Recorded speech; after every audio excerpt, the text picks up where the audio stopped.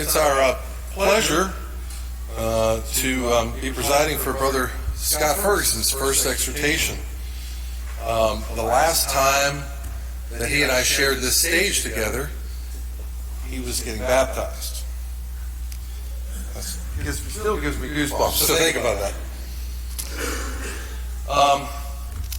Brother Scott's subject will be taking a walk with God and Scott Ferguson. In preparation for his remarks, he's asked that we read together Luke 15, verses 11 to 32.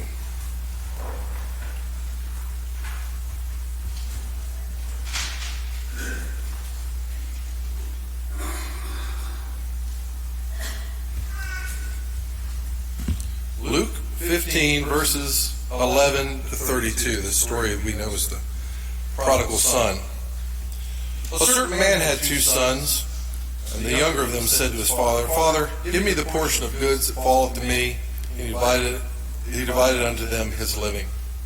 Not many days after, the younger son gathered all together and took his journey into a far country, and there wasted his substance with riotous living. And when he had spent all, there arose a mighty famine in the land, and he began to be in want. And when he went and joined himself to a citizen of that country, and he sent him into his fields to feed swine. He would fain have filled his belly with the husk that his swine did eat, and no man gave unto him. And when he came to himself, he said, How many hired servants of my father's have bread enough to spare, and I perish with hunger? I will rise, and I will go to my father, and I will say unto him, Father, I have sinned against heaven and before thee. I am no more worthy to be called thy son. Make me as one of thy hired servants. And he arose and came to his father. When he was yet a great way off, his father saw him, and had compassion, and ran and fell on his neck, and kissed him. And the son said unto him, Father, I have sinned against heaven, and in thy sight. I am no more worthy to be called thy son. But the father said to his servants, Bring forth the best robe, and put it on him. Put a ring on his hand, and shoes on his feet. And bring hither the fatted calf, and kill it, and let us eat and be merry. For this my son was dead, and is alive again. He was lost, and is found. And they began to be merry. Now his elder son was in the field, and as he came and drew nigh to the house, he heard the music and dancing. And he called one of the servants, and asked what these things meant. He said unto him, Thy father is come, and thy father hath killed the fatted calf, because he hath received him safe and sound. He was angry, would not go in. Therefore his father came out and entreated him, and he answering him said to his father, Lo, these many years I do serve thee, neither transgressed I any time thy commandment, and yet thou never gavest me a kid, that I may make merry with my friends. But as soon as thy son was come, who hath devoured his living with harlots, thou hast killed for him the fatted calf. And he said unto him, Son, thou art ever with me, and all that I have is thine. It was meet that we should make merry and be glad. For this thy brother was dead, and is alive again, and was lost, and is found. Let's give our attention to our brother Scott.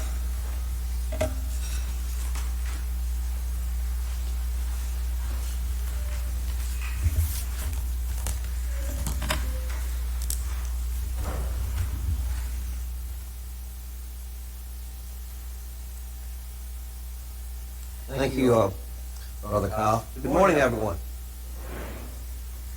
It's been a long road for me to get where I'm at right now.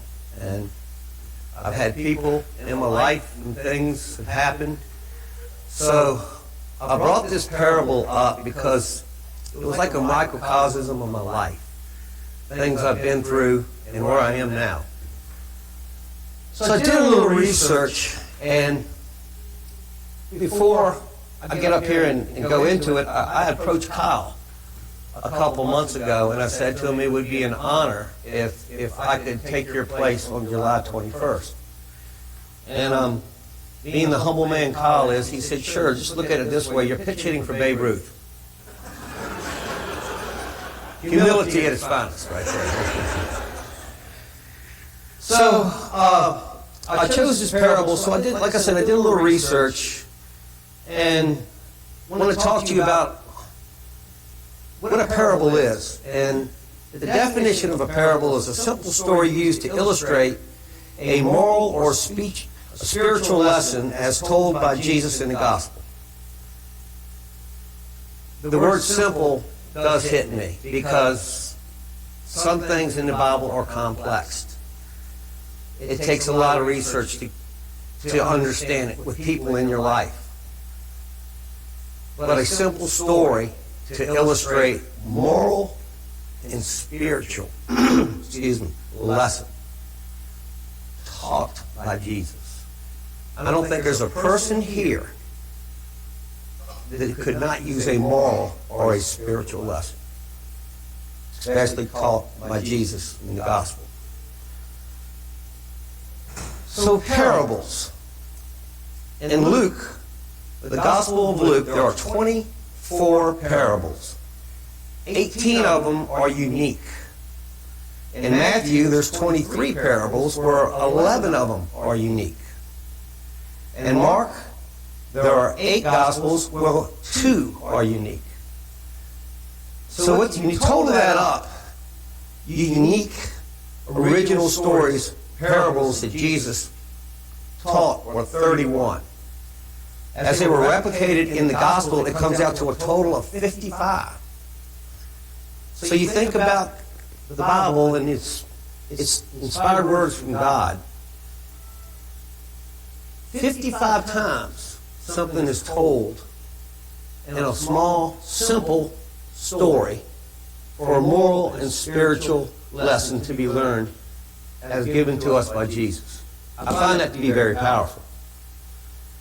And as Brother Kyle just read, and I want to just reach out to you today and talk to you about my travel that I've had in life and how God has been there always, and sometimes I haven't.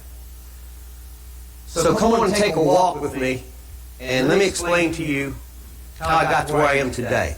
I was a 10-year-old little boy, and I was in a church I had a brother who was 2 years older than me. He was 12. My mother sang in the choir, and my dad was a deacon. It was your all-American family. It really was. We had a church, and it was about the same size as this church right here. The choir was in the back. The preacher was right here. The deacon sat up front. And I was 10 years old, and I always had to sit down here. I could never sit in the balcony. And I wanted to so bad to sit in the balcony. Well, I wasn't old enough. Well, one particular morning, like I said, I'm 10 years old. My mother comes up to me and says, I think you're old enough now, that you're mature enough now, you can sit up in the balcony with your brother. So I thought, this is great. This is great. So get to church, get up there, and I sit next to my brother. Remember now, 10 and 12 years old, okay? Maturity level's not there, you know. So we're sitting there, and the service starts, and I got my arms folded like this. And my brother's next to me, he's got his arms folded like this. Well, I have my little offering, a little envelope offering. It's got 2 nickels and 2 pennies in it, you know. So I take it, and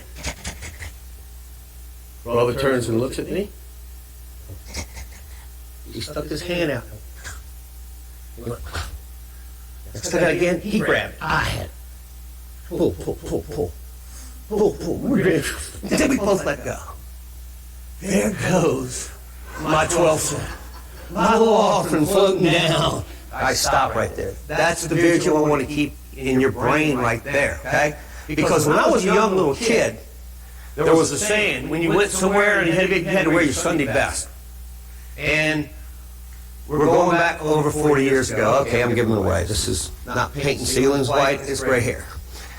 But people came to church and they were dressed to the fullest. So, let's go back. Here it goes, folded, coming on down. It's like my 2 nickels and my 2 pennies came in, and it almost looked like a helicopter blade going down.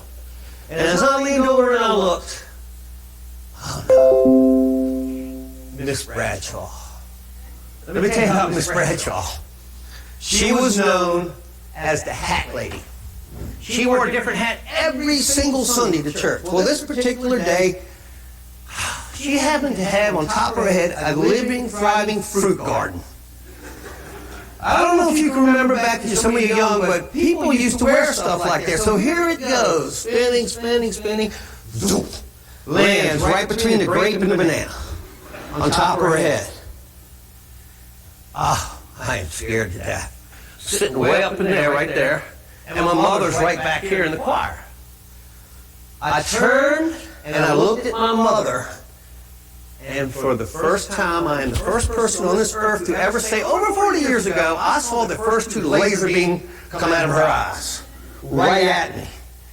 Each laser beam had two words: you're grounded for life. That's me on my first trip to the balcony. And you ask, well, why did you bring that up, Scott? I go back to when I was a little kid, not being part of this world whatsoever. None. Zero. Don't know anything about it. But I knew every time I went on Sunday morning to Sunday school and I went to church, I felt something. I don't know what it was. I still don't know. What is that? But it felt good. Every Sunday. It felt good. I don't know what this is. You're 10 years old. You can't comprehend that. But you do remember, wow, there's something to this. Well, as you take the walk with me, let me ask you to do a favor, and I need you to turn over to Proverbs 22:6. Those 5 little words, there is something to this. I remember that as a 10-year-old kid, and it stuck with me.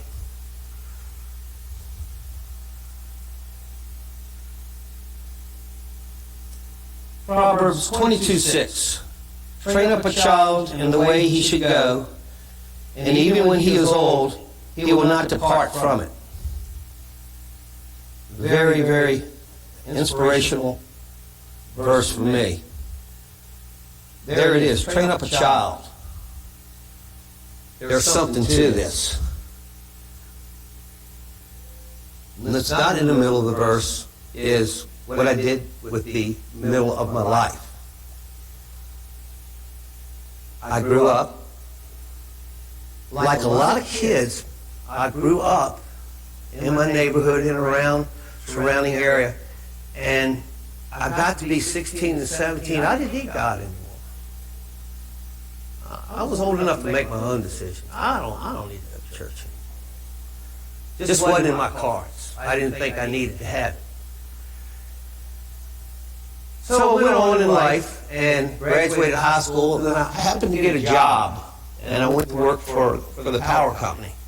It was a really good job. I made really good money. I went to school for the power company. I went to the power company when I was 19 years old, went to school for them for 3 years. So at 22 years old, I get out of their school apprenticeship program, and I'm making top money. I got it all. Did you hear what I say? I got it all. So as we move forward in life, I got married. I had 2 kids. I originally had moved into a house. Before I got married, I had my own house. I had my own house. Get married, like I said, had the 2 kids. We moved from that house to another house. I said, I want me a little room. I needed me a little room. So we moved into a subdivision. At the back of the subdivision, and it was the in-house in the corner. There was nothing there but woods. Oh, this is awesome. You know, I love this. Was there, once again, didn't need God. You know, I'm just progressing in life. You know, look at the size of the house I got now. Wow, you know, I got it all. I woke up one particular morning and I found out some things about this world. There was a bulldozer in front of my house going into the woods, which had a quote-unquote 100-year floodplain, which means they could never build on it. I was safe. I had my woods there, knocking everything down. Well, it had been rezoned, and now there was going to be a house no more than 15 feet from me. So, you know, I learned a lesson on that, you know, but it was still my house, mine. So I decided at that time, I said, okay, I own this world. I'll take care of this. I went out and I bought me a piece of land. I bought me a piece of land outside of Mechanicsville in a little town called Studley. I went and I bought the land, and it was undeveloped. It was a dirt road that went down for like a quarter mile, then it was a cul-de-sac. The land behind it was 10 acres.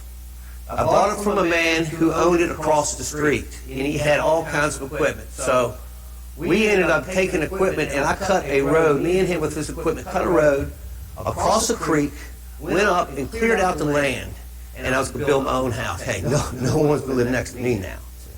So I had it all. I hand-built this house, when I say to the effect, I hired contractors and had the house built. And if anyone knows me, they know that I love to hunt. I built this house in such accordance that when you came off my deck, at the end of the deck, which was right here, I could put a gun up, and at the very end of the tree line was exactly 50 yards. It's exactly what you need to pattern certain guns in. So you see, hey, my heaven on earth is what I had. Deer were out there, turkey were out there. Oh, I didn't have to go anywhere. It's just beautiful. One passage that comes to mind, if I look back on that now, if I could get y'all to turn to John 2:15.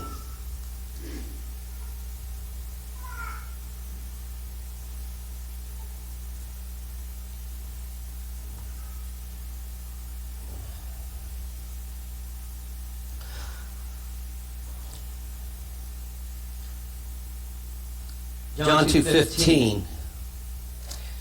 Do not love the world, nor the things in the world. If anyone loves the world, the love of the Father is not in him.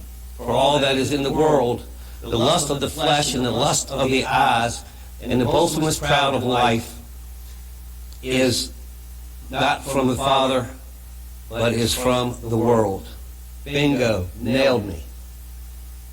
Have you ever read the Bible and say, wow, it's almost like an autobiography, that one, those three little verses right there. Once again, I'm still back in this house in Studley. Everything was I. I did everything. I built everything, the rooms, everything, put the carpet in. I just thought I had everything going great for me in life. Time went on, and things changed around my house. It's hard to describe it, but there became a division in my house. It wasn't a family. It was a collective act on two parts of a husband and wife. I want to take all the blame.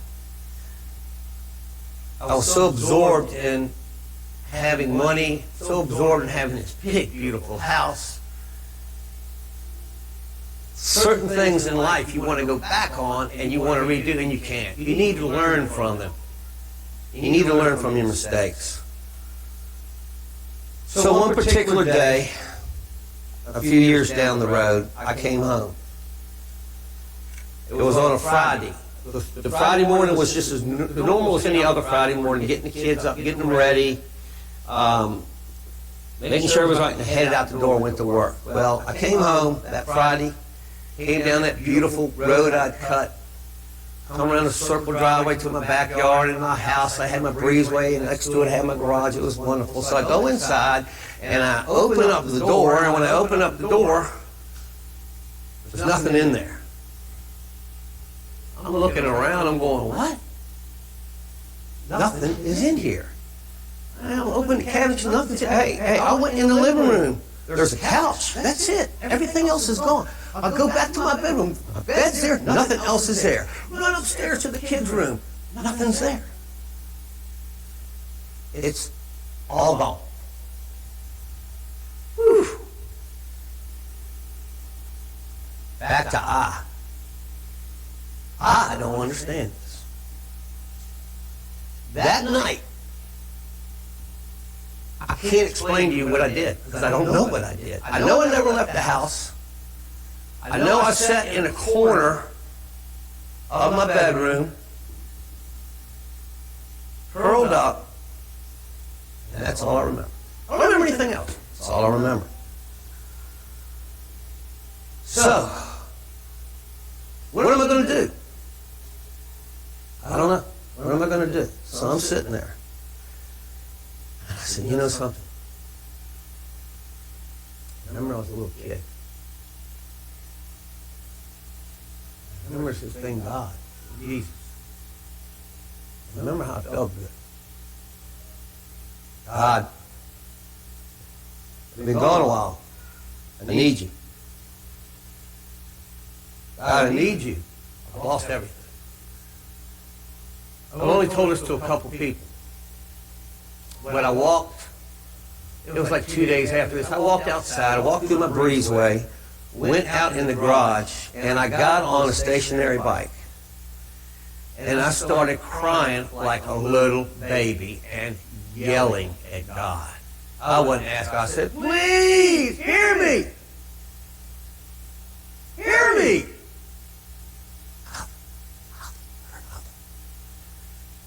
I was crying so hard. And you know how a little baby goes, and here it comes again? That was me in my 40s doing that. I bent over like this. I cried for hours. I absolutely wiped my eyes at one time, and I looked down. I had so many tears that it made a little puddle, and I could see my face in it. And brothers and sisters, I didn't like what I saw. I didn't like that. I didn't like what I saw. Here I am, a man who had the Taj Mahal. I had it all, everything in the world anyone would ever want. And now here I am, all alone. It means nothing. It means absolutely nothing. So, seeing that image of me, all swelled up and crying, I said, you know something? Maybe God does hear me. Maybe He does. I don't know. So I'm gonna keep trying to change around a little bit, and I'm gonna do some more praying. So about a week and a half later, I come to work, and I was working in the operations department where if there's ever any trouble, you have to go respond to it. So this particular Monday morning, I come into work and I said, okay, what kind of problem do we have today? Is there any problems? And they said, yeah, we have a church out.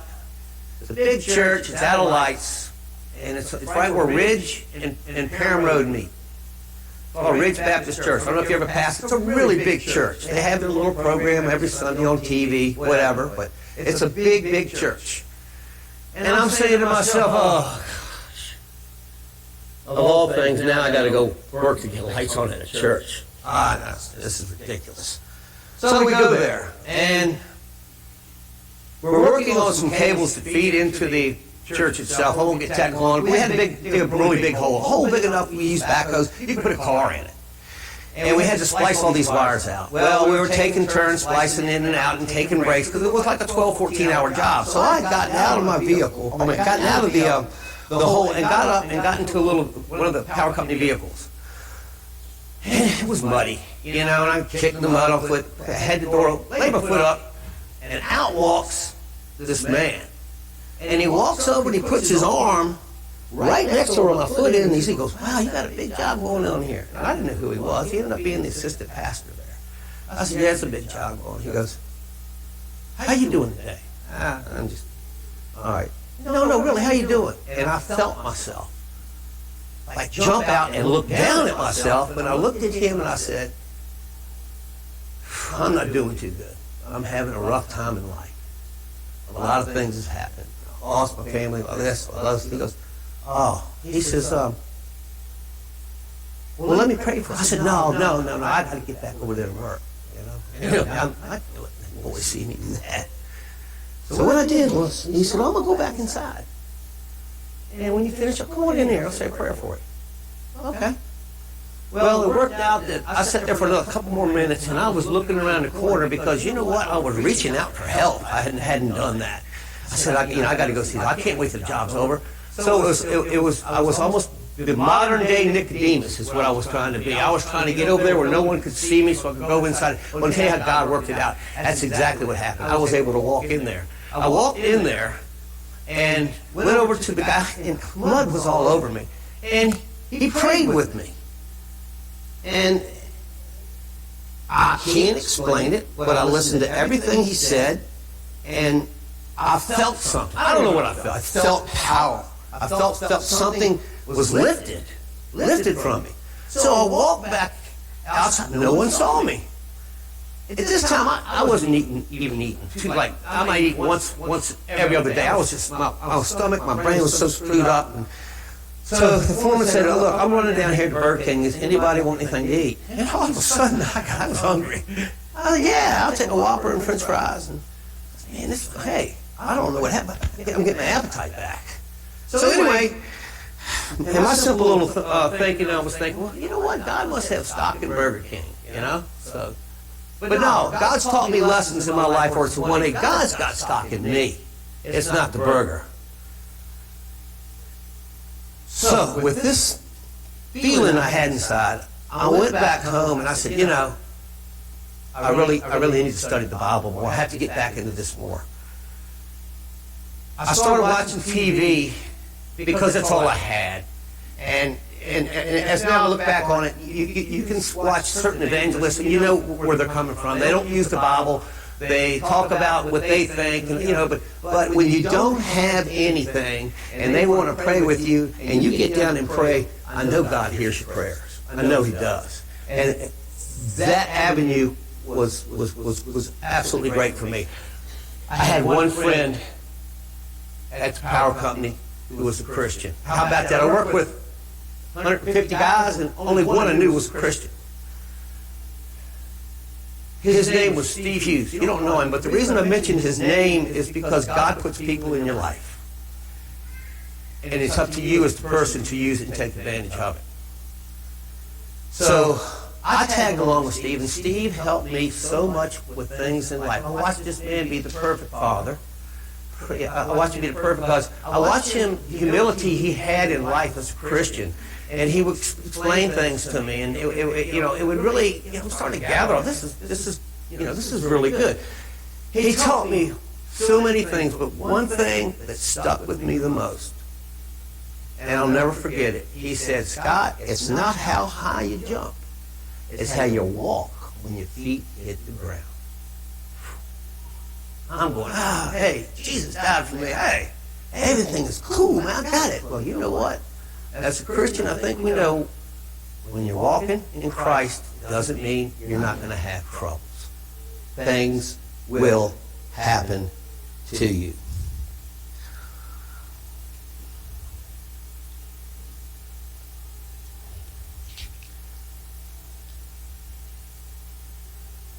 Then I said, I've got to somehow do something in my life. I have to, what am I going to do? I mean, I'm in this house. I got to sell it. I got to get out of it. I can't afford it by myself. So I ended up selling the house. And believe it or not, this guy that loves country, loves me, I ended up in an apartment on Glenside Drive. I'm in an apartment on Glenside Drive. I said, well, give me the smallest one you got. I get the apartment. I'm in it. I have one window, and all it is, I'm looking at Glenside Drive with cars going back and forth. And I'm going, what has happened to my life? I was living with the deer and the turkey. I had it all, and now I'm sitting there, and all I got is cars going back and forth in front of me, 45 miles an hour. You get a call the next day, the lady says to me, guess what, someone moved out, I've got an apartment in the backside, and you can have it, but the only thing you got there to look out of is a field. I went, what? A field? Well, guess what? God's working in my life. I said, it's not a coincidence. Al taught me that. In life, about coincidence, it's God-related. I ended up there. As far as dating, who wants to go out with a 40-some-year-old guy, who's got two teenage girls? I mean, two teenagers, a boy and a girl. So, I tried dating sites. It didn't work with me. I mean, I took some people. I know it's great. It does work for some people. And, I would get, first thing I would say, hey, I love God. God's everything to me. And it just wouldn't work with almost anybody. Well, they came out with something, this was over 14 years ago, and it was a dating site, but it was different. It's where they would bring you in an interview, and they would for 45 minutes, they would learn about you and what you wanted and things in life. And of course, normally I would love to have a girl who is biblical, who loves the Lord like I do. And, beauty is within and all that, blah, blah, blah. So that, I paid for 3 dates. I got one, went out on the first date, and it wasn't. I acted like the lady didn't even hear me talk to her. So, second date, they sent me this thing and it says, Suzanne Scott. And I said, well, catchy name. My name's Scott. Yeah, that's catchy. So, I put it down, and I didn't call. I didn't call for like, I don't know, a week and a half, something like so. Picked the phone up, and I said, well, let me call Suzanne Scott. I'll hear the same thing when I talk about God. And I said, hello. Hey, Suzanne Scott. Oh, I've been waiting for you to call. I said, yeah, first of all, let me tell you something. I really love God, and God's big in my life. And she said to me, well, you just moved up 2 rungs on my ladder. And I went, what? I couldn't believe I heard that. Wow. So, as much as I hid that from people for these few years, I'm proud to say it. That's how I met Suzanne. And if a Christian or any person in this life, if you love God and you're aware of things, He will put people in your life to help you. Here's Suzanne looking for Mr. Right. Here I am looking for Miss America. And I would have gone to California to find a girl. She would have gone over the world to find a guy. We were like 21 miles apart. That's it. But you know what I learned from that? I learned from that is the lady that ran this site, God worked through her. She has no idea what has expired between us two and how we've come together as one in Christ. She called like 2 or 3 months later and says, look, I heard y'all are doing real good. Can I put you on an advertisement? No, not me. I like it the way it is.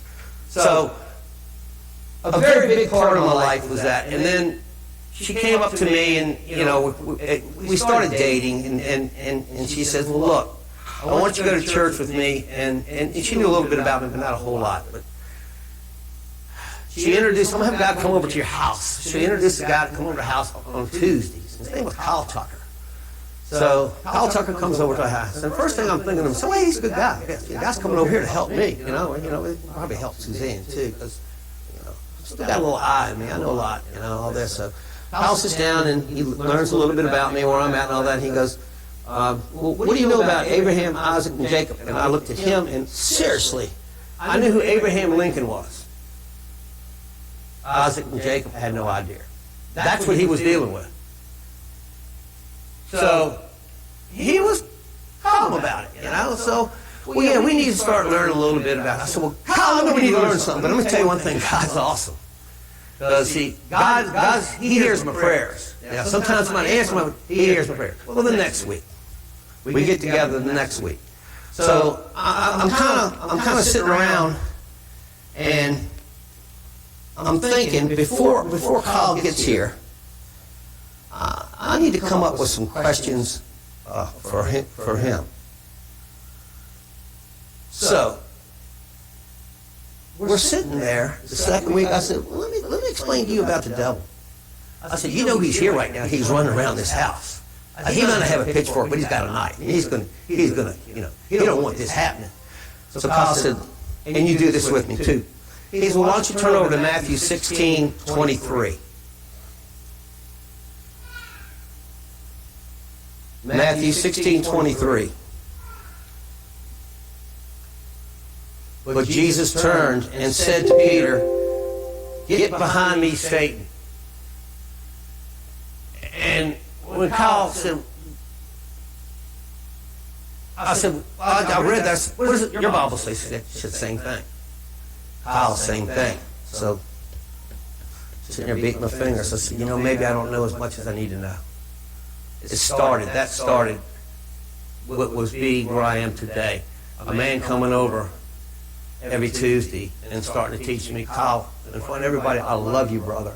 I thank you so much for being there. And you don't know how many times I pray to God thanking you for being there. I really do appreciate it.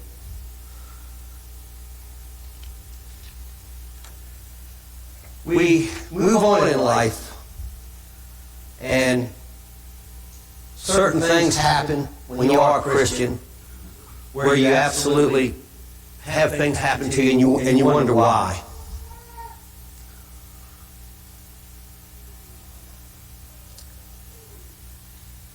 As I've done a walk with my wife, we have Christ, and we have a Father God in heaven.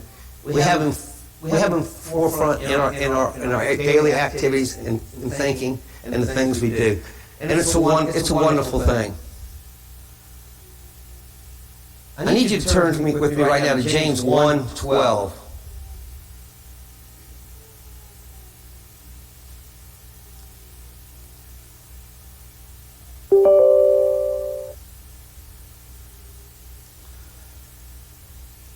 James 1:12. Blessed is the one who preserves under trial, because having stood the test, that person will receive the crown of life that the Lord has promised to those who love him. Wow. The trials of life. We all go through them. I'm glad I have a wife who's there with me and loves God like I love God, and we share the good times and the bad times together. It's a wonderful thing to have you as my wife, Suzanne. I love you.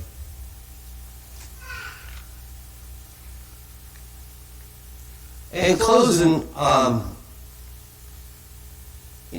gives us a power of love. And to me, the power of love, you take someone who's like of this world and doesn't care about anything, and then you say, hey, I got this problem with this kid. Sure, I'll give you $5 for it. And then he feels good. But then he goes right back to being where he is in this world. I wonder what happened to the little guy right there who was very happy giving. The power of love is amazing. A funny little story right before I end here is, I just told you about how I had, and Suzanne had, we tried this dating site. And if you paid X amount of dollars, you got this many dates.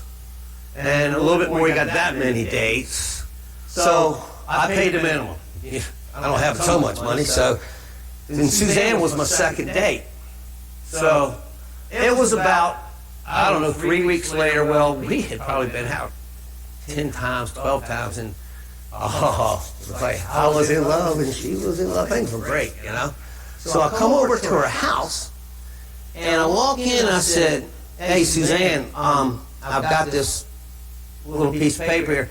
This is my third date. Her name is Pixie, and here's a phone number. Suzanne grabs this out of my hand, goes over, gets some calls.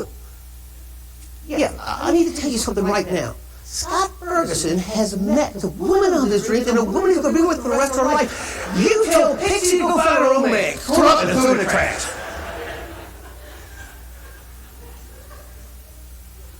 Whew.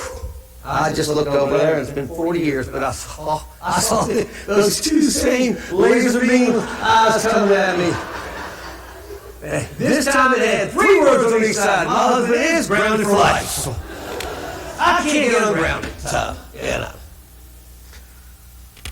Well, speaking of love, let me step out here a second and look at each and every one of you here. I love and I need each and every one of you here. God had it. I have these little things in my brain that I think about, and my wife brings it up all the time, the antennas. But I have what is like I got a spiritual tank, okay? And every time I see you together here on Sundays, it just makes it full. We're in here together. We go out those doors, out into the world. It's like a covey of quail being kicked up out of a bean field. We're all flying out to other places and doing other things. And we're dipped into this world. But when we come back in here and we're all together, it's for one purpose. Because we love our Father in heaven. He's sitting His Son Jesus down here on this earth. He showed us how to live and died for us so we could all live together in eternity. I close with this one passage from the Bible. It's Psalms 24. May He grant you your heart's desires and fulfill all your counsel. My Father has done that. He has done that for me. He's done that abundantly for me. I thank you so much for lending your time so I can express to you my walk with God. And oh yeah, one last thing. There is something to this.